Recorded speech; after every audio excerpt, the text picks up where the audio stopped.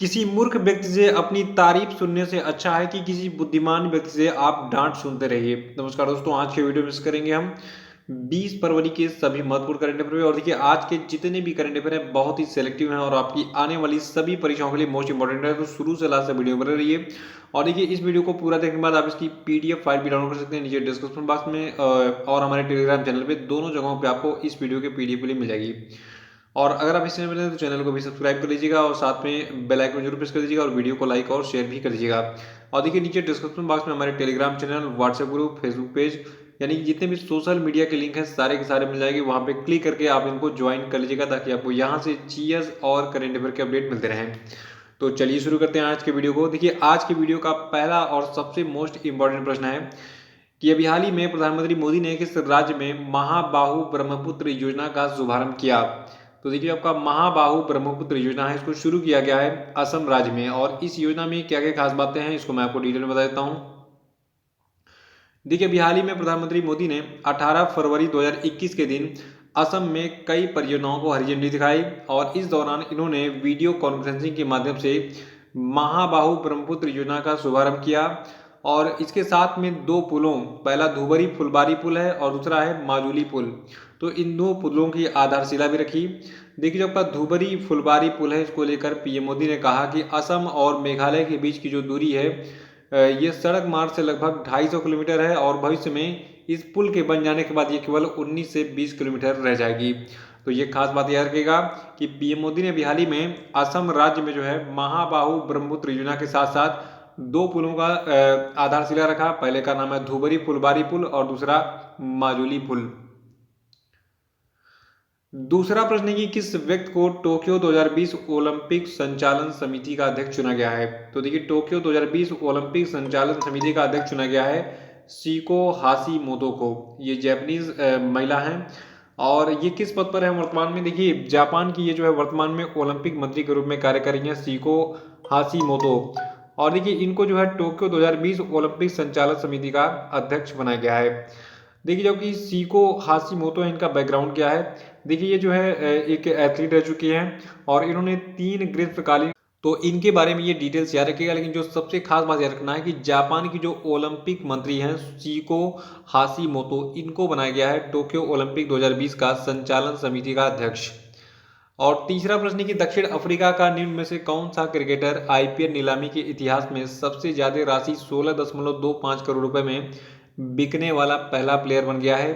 तो देखिए, ये प्लेयर यानी कि क्रिकेटर आपके हैं क्रिस मॉरिस। याद रखिएगा, दक्षिण अफ्रीका के जो क्रिस मॉरिस हैं ये आईपीएल 2021 के नीलामी में सबसे महंगे प्लेयर के रूप में बिके हैं और इनकी राशि मतलब कीमत लगाई गई है 16.25 करोड़ रुपए।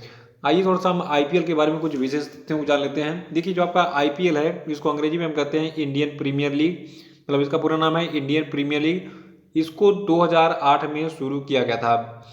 और एक खास बात और है, देखिए जो आपके क्रिस मॉरिस हैं ये किस टीम की तरफ से खेलेंगे। देखिए, ये जो है राजस्थान रॉयल की तरफ से खेलेंगे। राजस्थान रॉयल्स की टीम ने जो है इनको 16.25 करोड़ रुपए की मोटी रकम पर खरीदा है। और एक खास बात और है, देखिए इनसे पहले युवराज सिंह जो है ये सबसे महंगे खिलाड़ी हुआ करते थे, मतलब युवराज सिंह को सबसे अधिक कीमत पर खरीदा गया था। 2015 की बात है, जो आपको युवराज सिंह इनको दिल्ली डेयर डेविल्स ने जो है 2015 में 16 करोड़ रुपए में खरीदा था। ठीक है, तो आईपीएल के इतिहास में युवराज सिंह जो है सबसे महंगे बिकने वाले खिलाड़ी थे, लेकिन इनका रिकॉर्ड अब तोड़ दिया है। क्रिस मॉरिस ने इनको 16.25 करोड़ रुपए में वैल्यू में राजस्थान रॉयल्स की टीम ने खरीदा है।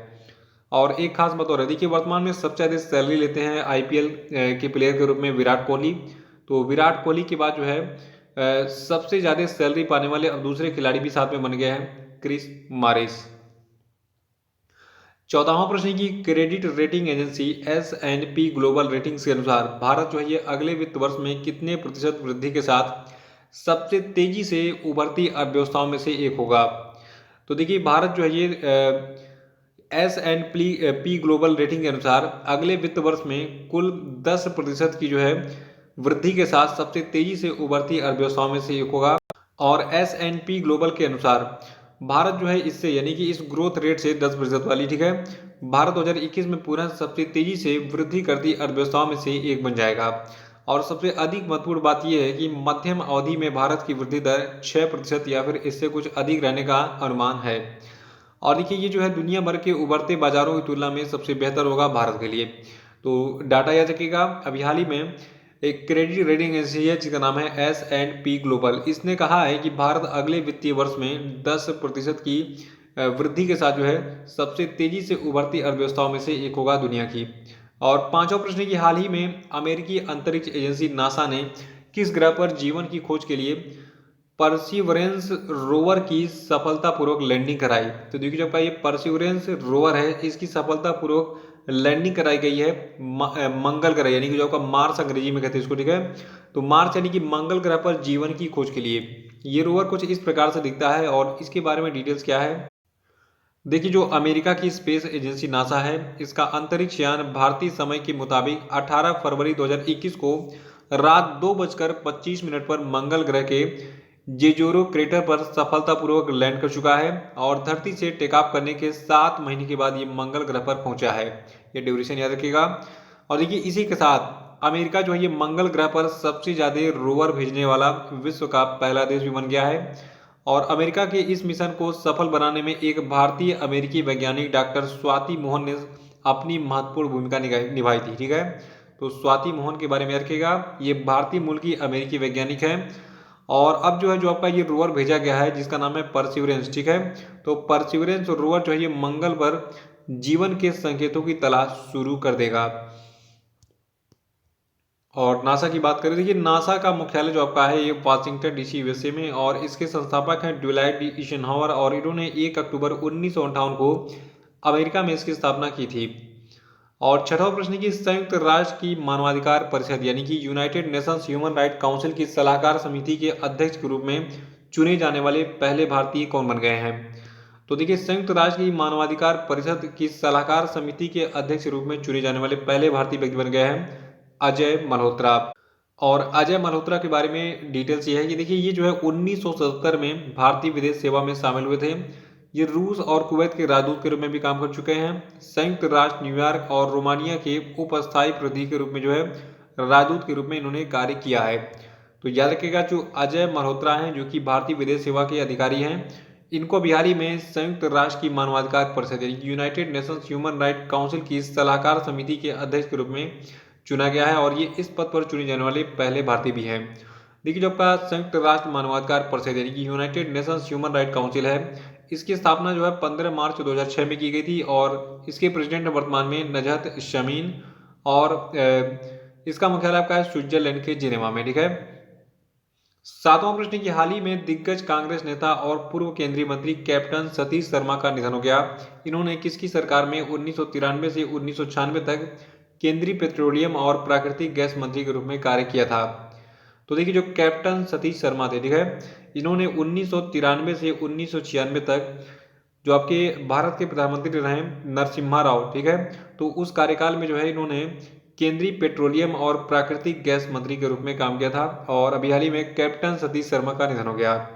देखिए कैप्टन सतीश शर्मा जो है ये 3 बार लोकसभा के सांसद रहे। इन्होंने रायबरेली और अमेठी निर्वाचन क्षेत्रों का लीडरशिप किया था। रायबरेली और अमेठी दोनों उत्तर प्रदेश में स्थित है, पता होना चाहिए आपको। और मध्य प्रदेश, उत्तराखंड और उत्तर प्रदेश राज्यों से राज्यसभा के लिए ये 3 बार जो है चुने गए थे, ठीक है। आठवां प्रश्न की किस राज्य ने अभी हाल ही में समलई प्रोजेक्ट यानी कि Samleshwari temple area management and local economy initiative start किया। तो देखिए इस समलई प्रोजेक्ट को स्टार्ट किया गया है ओडिशा राज्य में। देखिए ओडिशा में एक टेम्पल है समलेश्वरी माता का, बहुत ही फेमस है, और श्रद्धालुओं को यहाँ पर लुभान्वित करने के लिए, यानी देखिए श्रद्धालु आते हैं, देखिए कोई भी पर्यटक उस स्थान पे जाना चाहेगा जहाँ उसको सुकून मिले, ठीक है। सुकून कहाँ पे मिलेगा, जहाँ पे स्वच्छता होगी, बड़ा स्पेस होगा, सारी सुविधाएं होंगी रहने की, रुकने की, खाने पीने की, ठीक है। तो इन्हीं सब के डेवलपमेंट के लिए हाल ही में ओडिशा की सरकार ने जो आपका समलई प्रोजेक्ट है इसको स्टार्ट किया है, और इस परियोजना के कार्यान्वयन के लिए 2021-22 के वित्तीय वर्ष के लिए 200 करोड़ रुपए के पैकेज की घोषणा भी की है। और देखिए इस परियोजना के माध्यम से ओडिशा की जो राज्य सरकार है इसने पर्यटकों और भक्तों को दिव्य अनुभव प्रदान करने के लिए पश्चिमी ओडिशा की पीठासीन देवी मां समलेश्वरी मंदिर का विकास करने का निर्णय लिया है। तो समलई प्रोजेक्ट यानी कि Samleshwari temple area management and local economy initiative कहाँ स्टार्ट किया गया है, ओडिशा राज्य में। और ओडिशा के मुख्यमंत्री कौन है? देखिए ओडिशा की राजधानी भुवनेश्वर है और ओडिशा के मुख्यमंत्री हैं नवीन पटनायक। नवा प्रश्न की हाल ही में किस राज्य में स्नेक पीडिया मोबाइल एप्लीकेशन लॉन्च किया गया? तो देखिए स्नेक पीडिया मोबाइल एप्लीकेशन को केरल राज्य में लॉन्च किया गया है। केरल में वैज्ञानिकों, डॉक्टरों और फोटोग्राफरों की एक टीम ने स्नेक पीडिया नाम से एक मोबाइल एप्लीकेशन लॉन्च किया है जो कि सांपों पर सभी प्रासंगिक जानकारी पेश करेगा। कौन सा सांप विषैला होता है, कौन सा सांप विषैला नहीं होता है, कौन से सांप के कांटे पे क्या उपाय करना चाहिए, इसके ये सारी डिटेल्स जो है इसमें मिलेगी। और साथ ही जनता के साथ साथ सांपों के काटने के इलाज के बारे में डॉक्टरों की मदद करेगा ये, ठीक है।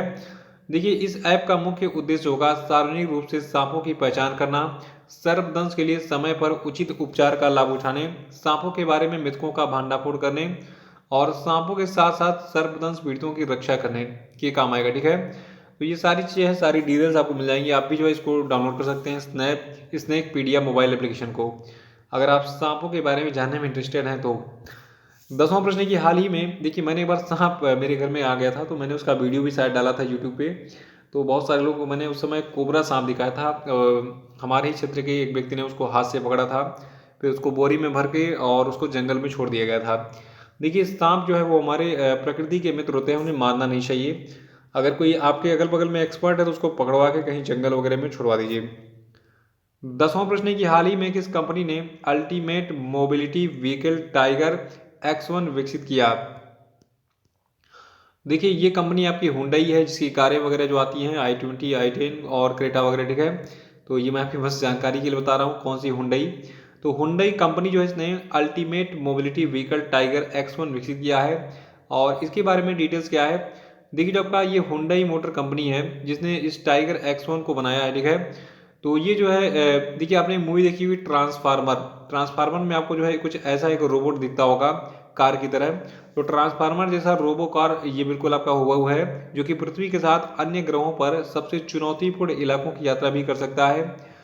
टाइगर का पूर्ण रूप है transforming intelligent ground excursion robot, इसको मतलब इसका फुल फॉर्म याद रखिएगा टाइगर का।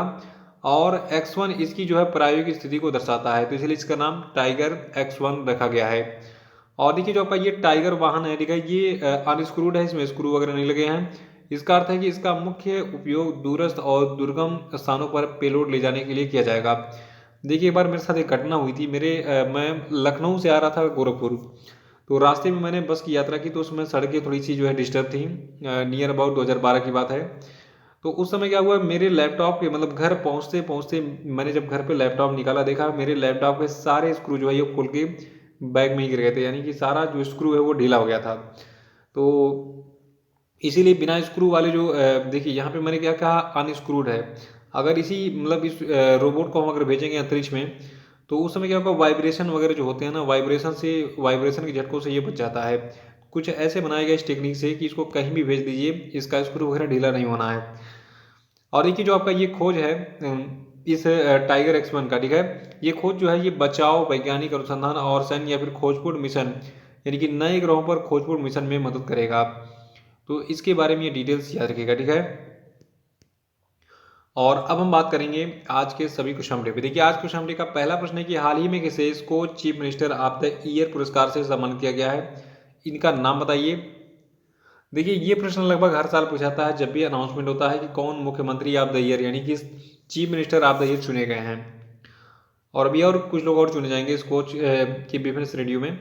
दूसरा प्रश्न कि हाल ही में किस राज्य में 5 रुपए में भोजन उपलब्ध कराने के लिए माँ कैंटीन शुरू की गई है, बताइए। तीसरा कि हाल ही में किसने नया इंस्टेंट मैसेजिंग प्लेटफॉर्म संदेश लॉन्च किया, बताइए। चौथा कि हाल ही में किसने भारतीय सांकेतिक भाषा शब्दकोश के तीसरे संस्करण का विमोचन किया, बताइए। और देखिए कुछ कंजूस लोग हैं, वीडियो को लाइक करना भूल गए हैं, वीडियो को लाइक कीजिए फिर आगे बढ़ते हैं। पांचवा कि हाल ही में किस देश ने ईरान और रूस की ईरान रूस समुद्री सुरक्षा बल 2021 नामक नौसेना अभ्यास में भाग लिया, बताइए। और अब हम बात करेंगे कल के सभी क्वेश्चन के सही उत्तरों की। कल क्वेश्चन का पहला प्रश्न था कि हाल ही में किसे पुदुचेरी के उपराज्यपाल पद से हटा दिया गया, तो देखिए इनका नाम है किरण बेदी। और दूसरा था कि हाल ही में बिहार और झारखंड की किस पूर्व राज्यपाल का 88 वर्ष की उम्र में निधन हो गया, तो देखिए इनका नाम है M राम जोइस।